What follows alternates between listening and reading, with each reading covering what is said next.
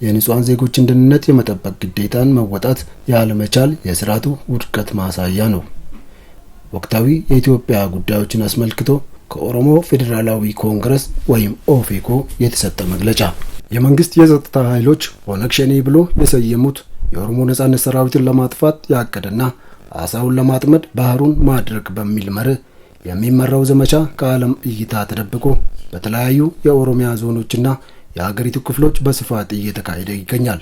በተለይም በአራቱም የወለጋ ዞኖች በሰሜን ሸዋ፣ በምዕራብ ሸዋ፣ በምስራቅ ሸዋ፣ በምዕራብ አርሲ፣ በምስራቅ ጉጂ፣ በምዕራብ ጉጂ፣ በቦረና እንዲሁም በአማራ ክልል በኦሮሞ ዞንና በቤኒሻንጉል ጉሙዝ ክልል በመተከልና አጎራባች ዞኖች የሰላማዊ ዜጎች ግድያ፣ ቤት ማቃጠል፣ ንብረት ዝርፊያና ማውደም ልጅ የኦነግ ሸኔ አባል ነው ካለበት አምጣ በማለት እናትና አባትን አስሮ ማሰቃየት ባስ ሲልም መግደል የተለመዱ የዕለት ተዕለት ተግባራት ሆነዋል።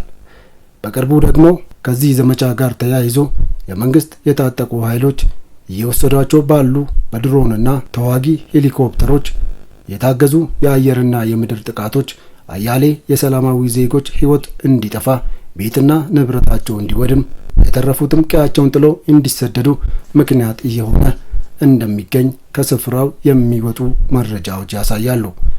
ለዚህም ማሳያዎች በምዕራብ ሸዋ በአቡና ግንደበረት ወረዳ በዚህ ሳምንት የተወሰዱ ሰላማዊ ዜጎችን ያለዩ የጅምላ የአየር ጥቃቶች ከ30 በላይ ሰላማዊ ዜጎችን ሕይወት ቀጥፎ በንብረት ላይ ከፍተኛ ጉዳት ደርሷል።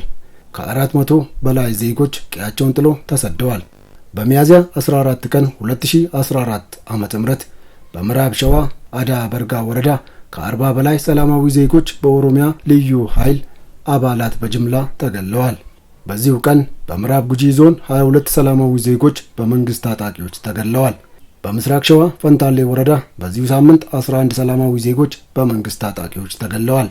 ከመደበኛው የመንግስት የጸጥታ ኃይሎች ባልተናነሰ መልኩ ፋኖ የሚባለው በአማራ ጽንፈኛ ኃይሎች የተገነባውና በክልሉ መንግስት እውቅና ታጥቆ የሚንቀሳቀሰው የጥፋት ቡድን በተለያዩ የኦሮሚያ ዞኖች ሰብሮ በመግባት ብሔርን የለየ ጅምላ ፍጅት ሲያካሂድ፣ ቤቶችን ሲያቃጥል፣ እህልና ከብቶችን ሲዘርፍ ቆይቷል።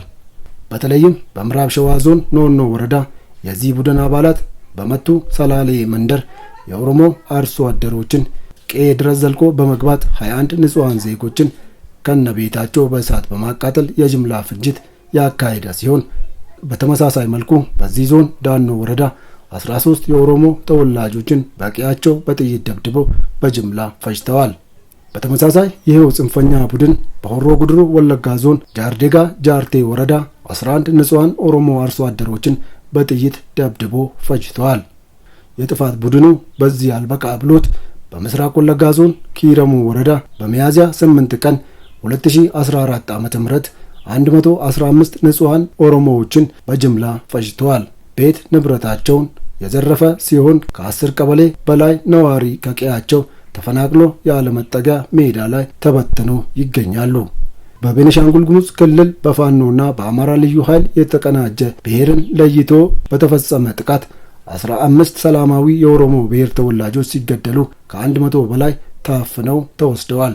በአጠቃላይ በኦሮሚያ እየተካሄደ ባለው የመንግስትና የጽንፈኛው ፋኖ ቡድን በተቀናጀ መልኩ ከሚያዝያ 8 እስከ ሚያዝያ 21 ቀን 2014 ዓ.ም ባሉ ጥቂት ቀናት ውስጥ ከ278 በላይ ሰላማዊ ዜጎች በጅምላ የተጨፈጨፉ ሲሆን ጭፍጨፋውም በጦር ወንጀልነት ሊያስጠይቅ እንደሚገባ እናምናለን። በሌላ በኩል ሰሞኑን በጎንደር ከተማ ሚያዝያ 18 ቀን 2014 ዓ.ም የታዋቂ ግለሰብ የቀብር ስነ ስርዓትን ተከትሎ በታጠቀና በተደራጀ ኃይል ሙስሊሞቹን ለይቶ ኢላማ ያደረገ ጥቃት ከ20 በላይ ንጹሃን ዜጎች ሕይወታቸውን የቀጠፈ፣ አያሌ ዜጎችን የአካል ጉዳተኛ ያደረገ እንዲሁም የሃይማኖት ስፍራዎችና የግል ንብረቶች ውድመትን ያስከተለ ጉዳት ደርሰዋል። በተመሳሳይ ሁኔታ በደባርቅ ከተማ ተጨማሪ መስጊዶች ተቃጥለዋል።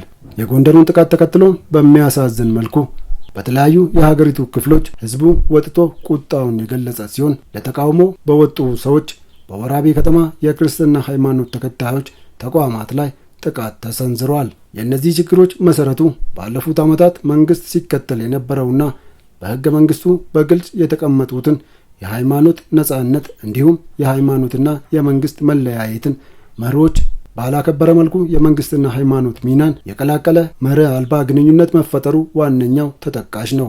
ይህንን ተከትሎም የተለያዩ እምነት ተከታይ ዜጎች መንግስት ለአንዱ ወግኗል በሚል የመገፋትና የመገለል ስሜት እንዲፈጠርባቸውና ያልተገባ ፉክክር ውስጥም እንዲገቡ መንገድ የከፈቱ ሁኔታዎች ተፈጥሯል።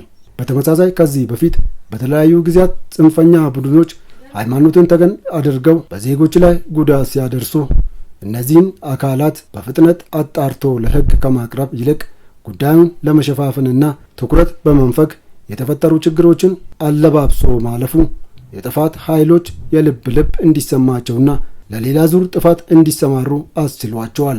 ከዚህ በዘለለ ሃይማኖትን እንደ ፖለቲካ መሳሪያ የመጠቀም አዝማሚያም በተወሰኑ ቡድኖች ዘንድ እየታየ ሲሆን በተለያዩ ሚዲያዎች የሚራገቡ የሃይማኖት ጥላቻ ሰበካዎች የሰሜኑን ጦርነት ተከትሎ በተለይም በአማራ ክልል የተፈጠረው ከፍተኛ ቁጥር ያለው የተደራጀና የታጠቀ ኢመደበኛ ኃይል ዘርፈ ብዙ የደህንነት ስጋቶችን እየፈጠሩ የሚገኙ ናቸው።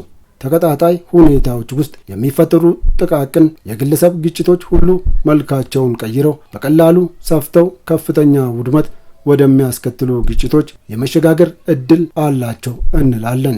ይህንን ሁኔታ ቸል ማለት በፖለቲካ ልዩነት በተፈጠረ ጦርነት የደከመችው ሀገራችን ሌላ ዙር ግጭት ውስጥ እንድትገባ የሚያግዝና የሕዝባችንን መከራ የሚያራዝም ኃላፊነት የጎደለው ተግባር ነው።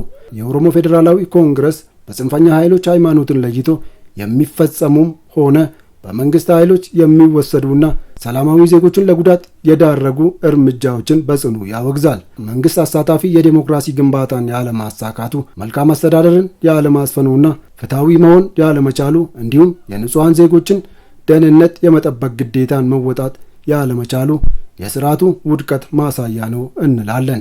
በእነዚህ አሳፋሪ ጥቃቶች በዜጎች ሕይወትና ንብረቶች ላይ ለደረሰው ጉዳት የተሰማውን ጥልቅ ሐዘን እየገለጸ ለተገደሉ ወገኖቻችን ቤተሰቦች እንዲሁም ለመላው የሀገራችን ሕዝቦች መጽናናትን እንመኛለን። ሀገራችንም ካንዣበበባት የጥፋት አደጋ እንድትተርፍ የኦሮሞ ፌዴራላዊ ኮንግረስ በሚከተሉት ጉዳዮች ላይ አፋጣኝ እርምጃ እንዲወሰድ ይፈልጋል።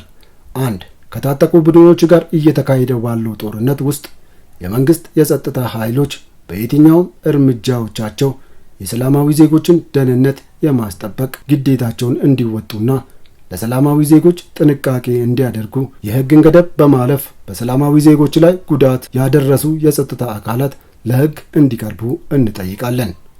2. ከታጣቂ ቡድኖች ጋር እየተካሄደ ያለውን ጦርነት በማቆም ችግሮቹን በሰላማዊ መንገድ መፍታት እንዲቻል አፋጣኝ የተኩስ አቁም ጥሪ አድርጎ ወደ ድርድር እንዲገባ በድጋሚ እናሳስባለን። 3.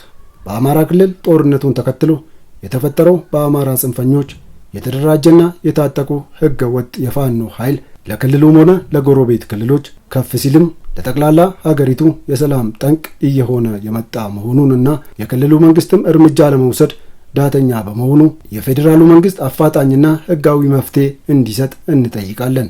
4. በተለያዩ የኦሮሚያ ክልሎች እየተፈጸሙ ያሉ የሰላማዊ ዜጎች ጅምላ ፍጅቶች በዓለም አቀፋዊ ገለልተኛ አካል እንዲጣሩ እንጠይቃለን።